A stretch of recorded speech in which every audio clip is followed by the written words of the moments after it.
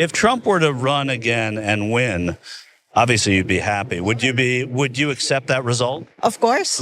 If he were to run again and lose, would you accept that result? Yeah, I mean, we had to accept everything that happened, but not You didn't, accept but it, you not didn't. accept it, but for sure, I'm telling you, I mean, the numbers, the registered voters, the 80% of people voted for Trump. 80%. Yeah. That's interesting. I hadn't heard that number anyway. Like 80 million people voted for Trump. So 80 million, but that's not. You add the numbers, Biden is not the one that should be in the White House right now. Okay, so again, as always, credit to Michael Schor for he always just asks people what they believe. He prods them a little bit. He doesn't criticize. He doesn't try to make them feel stupid or anything. And she corrected herself. I'm gonna extend her another olive branch and say that she meant 80 million. She didn't mean 80% or whatever. It's not true. 80 million people did not actually support him, and he didn't get them. More importantly, he didn't get the majority of the vote. And again, in these videos, I never care so much about the individual person expressing the thought. I care about the group that they represent. And what she represented to me with her body language of like so clearly being uncomfortable that she was being pressed about why she believes that the election was stolen. Like the argument that she'll make is largely irrelevant. It's what she's clearly experiencing. The emotion is, I don't like the idea that a person and a movement I supported lost, and I need something that's going to make me feel better about that. And maybe it's a conspiracy about the election being stolen. Maybe it's a belief that America became a corporation in 1880, and so technically Biden is the president of that, but Trump is actually the president, or whatever QAnon, whatever. They just don't want to feel uncomfortable. People don't like it when people they support lose. They don't like it when sports teams they support lose. They don't like when actors they like don't get the awards. When it's something that has been made so core to them, like a political leader, for some percentage of the country, it is unacceptable that they would have lost. And so they'll put a lot of effort into not having to actually grapple with that. And that's what I was getting off of that woman. But Mondale, what do you think? Yeah, I'm flabbergasted how quick she responded to Michael about how willing she would be to accept the results if Trump win. And then she went into this, like you said, this discomfort.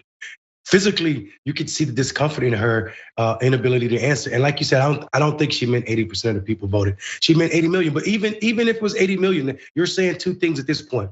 One thing is 80 million is not enough to win. Biden got 81.2 million votes in 2020. So what you're either saying is they stole 6 million votes because Trump got 74 and gave them to Biden. And to believe something of this mass on this scale could have happened is to buy into like you said, a different reality that is tied to the lack of responsibility or self-awareness or accountability, that maybe your ideas are not that of the majority of voters in this country, or at least those who voted in 2020 to oust Donald Trump. Tucker Carlson was on the other night. He said, in his opinion, there's no such thing as hate speech in America. How do you stand on that? I believe in hate speech. When you have hate for somebody, I am 100% into hate speech, because it's freedom of speech. You can speak. So if you hate someone, you should be able to just say it. Yeah. Freedom of speech is freedom of speech, no matter what the speech is. I don't believe there's anything as hate speech. It's all under interpretation. People interpret how they want, and they can interpret whatever they want. I think hate speech is just a term they dreamed up to keep other people from talking.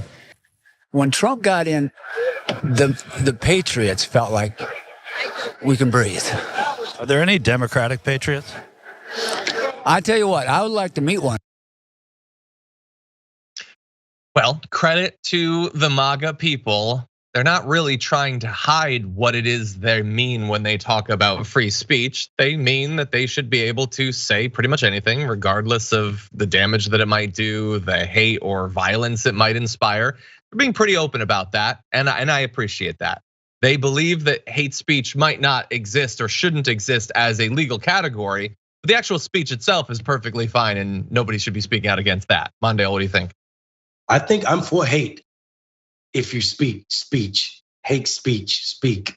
What the hell did she say? Literally, what was she talking about? She's for hate speech, speech. This is absolutely disgusting. And it also shows that people don't understand there's a legal definition for hate speech.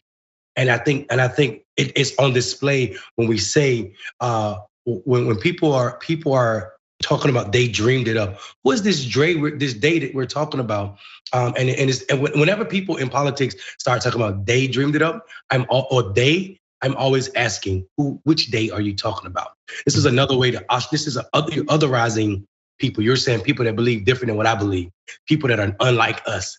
This is you can take it further. Them immigrants, them blacks, them liberals, them Democrats.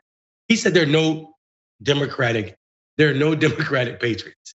That level of speak that in itself is rooted in an absence of understanding of what it means to be a public servant in this country. And it also is so scary that facts can't change these people's mind. They believe that hate speech isn't real. It's a way to quiet down white folk from saying whatever they want to say about the woke mob, whatever the woke mob is. I'm nervous looking at this video because these people are the people that they may not have been the ones doing the hanging, doing lynchings, but they definitely took up the offer to come to the picnic to pull apart the black bodies that swung from trees.